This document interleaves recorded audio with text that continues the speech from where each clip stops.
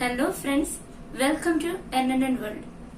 സദ്യകളിൽ എനിക്ക് ഏറ്റവും പ്രിയപ്പെട്ട ഈസി ആൻഡ് ടേസ്റ്റി അടപ്രഥമൻ ഞാൻ എങ്ങനെയാണ് എളുപ്പത്തിൽ തയ്യാറാക്കുന്നതെന്ന് നോക്കാം. ഞാനിവിടെ 200 ഗ്രാം അടയും അതിനായി 400 ഗ്രാം ശർക്കരയുമാണ് ഉപയോഗിക്കുന്നത്. ആദ്യം ഞാൻ ഈ പാത്രത്തിൽ ഒരു 1/4 പാത്രം വെള്ളമെടുത്ത് തിളയ്ക്കാൻ വയ്ക്കുകയാണ്. വെള്ളം തിളച്ചു വരുമ്പോൾ ഒന്ന് നന്നായി കഴുകിയെടുത്ത അട ഇതിലേക്ക് ഇട്ട് വേവാൻ വയ്ക്കും. അടുത്തൊരു പാത്രത്തിൽ ശർക്കര ഉരുക്കാനായി വയ്ക്കാം. വളരെ കുറച്ച് വെള്ളം ചേർത്ത് ശർക്കര ഉരുക്കിയാൽ മതി. ഇല്ലെങ്കിൽ ശർക്കര ഉരുക്കി കഴിയുമ്പോഴേക്കും വെള്ളം കൂടുതലാകും. അത് പിന്നീട് പായസത്തിനായി വയ്ക്കുമ്പോൾ ഒരുപാട് നേരം നമുക്ക് തിളപ്പിച്ച് വറ്റിക്കേണ്ടതായി വരും. ഈ സമയം കൊണ്ട് തേങ്ങാപ്പാൽ എടുക്കാം. ഞാനിവിടെ 3 തേങ്ങ ചിരകി വച്ചിട്ടുണ്ട്. അത് കുറേശ്ശെയായി മിക്സിയുടെ ജാറിലിട്ട് അടിച്ചു പിഴിഞ്ഞരിച്ചെടുക്കുകയാണ് ചെയ്യുന്നത്. ആദ്യം കിട്ടുന്ന കട്ടി തേങ്ങാപ്പാൽ 1-ാം പാലായി എടുക്കുന്നു. പിന്നീട് മാക്സിമം പിഴിഞ്ഞെടുക്കുന്ന തേങ്ങാപ്പാലെല്ലാം കൂടി ഞാൻ 2-ാം പാലായി ചേർക്കുകയാണ് ചെയ്യുന്നത്. 3-ാം പാലെന്നുള്ള രീതിയിൽ ഞാൻ എടുക്കുന്നില്ല. അട ആവശ്യത്തിന് വെന്ത് നല്ല പാകമായി വന്നിട്ടുണ്ട്.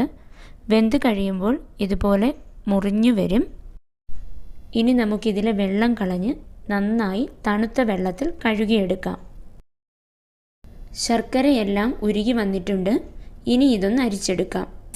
ഇനി ശർക്കരപ്പാനി ഒഴിച്ച പാത്രം അടുപ്പിൽ വെച്ച് അടയിട്ട് കൊടുക്കാം.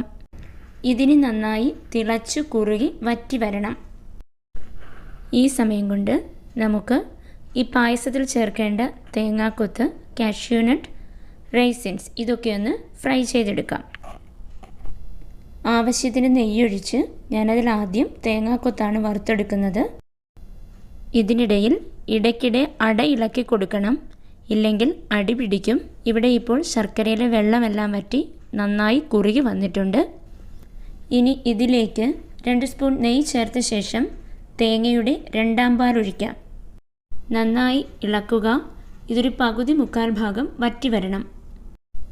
കാഷ്യൂനട്ടും റൈസിൻസും എല്ലാം വറുത്തെടുത്തു. പായസം തുടർച്ചയായി ഇളക്കിക്കൊണ്ടിരിക്കണം. കുറച്ച് പണിയുണ്ടെങ്കിലും മിക്കവാറും എല്ലാ ഓണത്തിനും ഞാൻ അടപ്രഥമൻ ഉണ്ടാക്കാറുണ്ട്. എൻ്റെ നാട് കൊല്ലമാണ്. അവിടെ മിക്ക ഓണത്തിനും അടപ്രഥമനാണ് പായസമായി ഉണ്ടാക്കുന്നത്. കുട്ടിക്കാലത്തെ മനസ്സിൽ പതിഞ്ഞുപോയ ഈ രുചി എനിക്ക് സദ്യകളിൽ ഏറ്റവും പ്രധാനമാണ്. അതുകൊണ്ട് വിവാഹം കഴിഞ്ഞ് ഞാൻ സ്വന്തമായി സദ്യ ഉണ്ടാക്കുമ്പോൾ ഏറ്റവും പ്രധാനം എനിക്ക് ഈ അടപ്രഥമൻ തന്നെയാണ്. പായസം നന്നായി കുറുകി വന്നിട്ടുണ്ട്. ഇനി തേങ്ങയുടെ 1-ാം പാൽ ഒഴിക്കാം.